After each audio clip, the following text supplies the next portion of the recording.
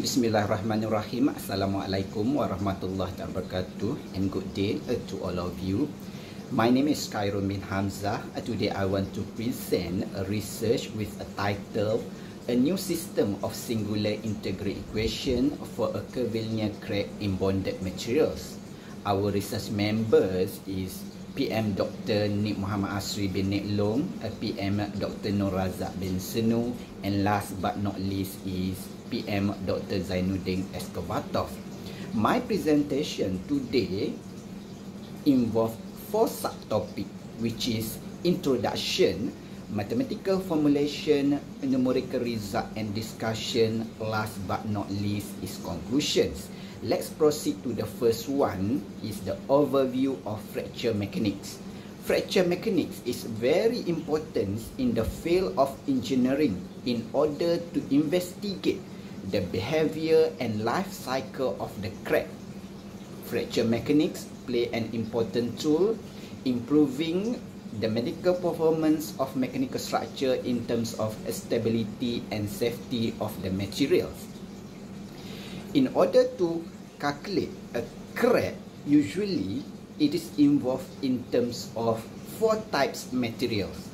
The first one, infinite materials, finite material, half materials, and bonded material. For our cases, we are focused on the case of bonded materials.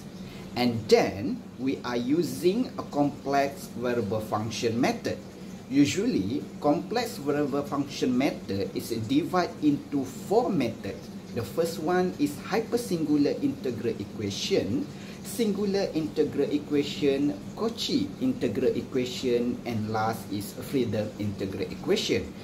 For our study, we are using complex variable function method with singular integral equations. As a literature review, several studies have already done by the previous research in terms of crack involved in infinite material by Nik Long and Eskovatov 2009, Liu et al. 2019, and then for the crack in finite material like CVFS 1990, Zhang et al. 2019. For the case of half materials, Liu and Guo 2016, Al-Farqi et al. 2018. For the crack in bonded materials, it is already done by Chen and Hasabi 1992. They use logarithmic singular integral equations in order to calculate stress intensity factor for a case of curvilinear crack in bonded materials. And then Choi 2016 used Fourier integral transform method in order to calculate the stress intensity factor for the interface crack problems in bonded materials. Lan et al. 2017 used crack opening displacement functions in order to calculate stress intensity factor for 3-dimensional planiform crack problems in bonded materials. Miura et al. 2018 used Laplace transform and Fourier transform in order to solve a fanny-shaped crack problems in bonded material.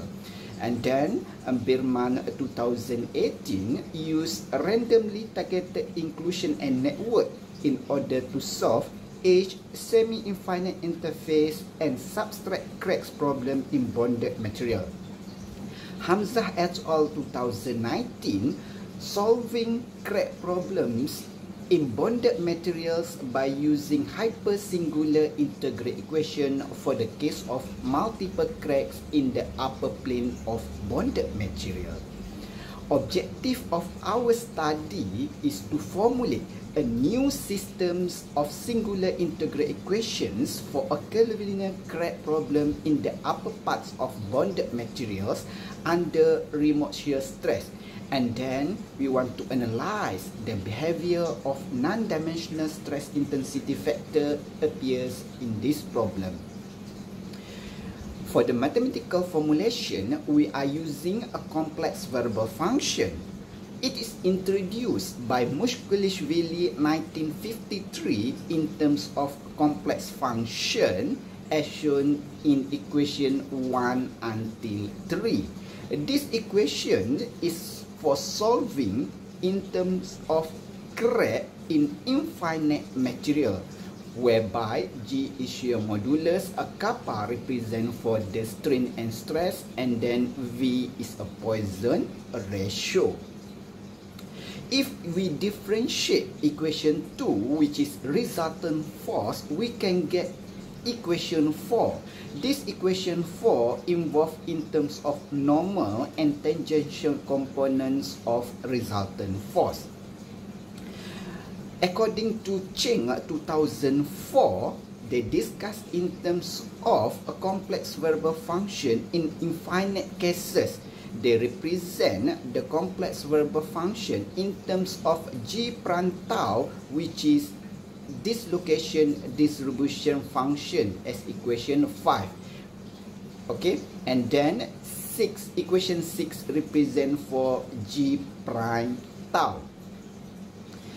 For case of bonded materials, we assumes that strain component in the upper part and the lower part is equal, and then we set as the other stress does not exist, only exists the stress in terms of shear. So we can get equation 7. For solving crack problems in bonded material, we are using modified complex potential function, whereby this modified complex potential function involves two parts, which is principal part and complementary part. The principal part also equal to the case of infinite materials. Since infinite material is already discussed by previous researcher, so to solve these problems, we need to find first what is complementary part. In order to find the complementary parts, we are using continuity conditions for the resultant force and displacement function as equation 9 and 10. By solving these two equations, we can get all the complex variable functions in terms of complementary part, which is equation 11 until 14, whereby gamma represent by elastic constant. So, since we already get the complementary parts and already know what is the principal part, so we can find a singular integral equations for the crack in bonded material. To develop a new system of singular integral equation for a curvilinear crack in bonded material, we need to define two traction components in terms of principal and complementary parts.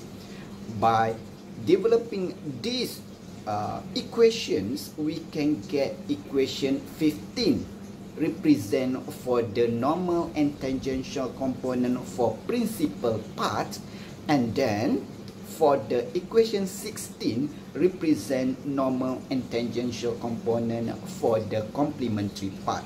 Since we already get the principal part and complementary part, we sum in these two equations, and then we can get equation 70, which is new system of singular integral equation for the upper parts of bonded material with a curvilinear crack. From the equation 17, the minus sign on the first integral represent the singular integral, and then if we set G1 equal to G2, these bonded materials reduce to the infinite materials. If we set G2 equal to 0, this system equation reduce for the case of half materials. In order to find the numerical methods, we using a quadrature formula, which is we transform first this equation in terms of curve length coordinate function as shown in equation 18, and then we apply the quadrature formulas introduced by Marifer and Fisher 1992. For stress intensity factor, we apply the equation 19 whereby F1 and F2 represent the mode 1 and mode 2 non-dimensional stress intensity factor at crack tips. As a numerical result and discussion for a case of curvilinear crack problems, we assume this crack looks like this figure, and then it is subjected to shear mode stress. We compare our numerical result with a curvilinear crack in an elastic half plane investigated by Al-Fakri et al. 2019. We can see that our result is totally agree with the previous result, and then we observe that F1 at crack tip T1 is equal to F1 at crack tip T2, whereby F2 at crack tip T1 is equal to the negative of F2 at crack tip T2. This is because of the equivalence of the stress acting at the crack tips.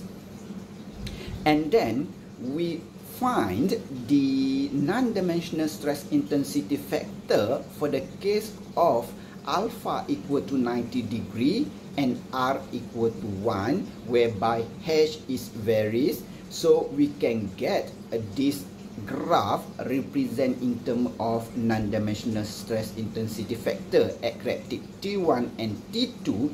We can see that F1 at T1 equal to F1 at T2. As G2 over G1 increase, F1 decrease.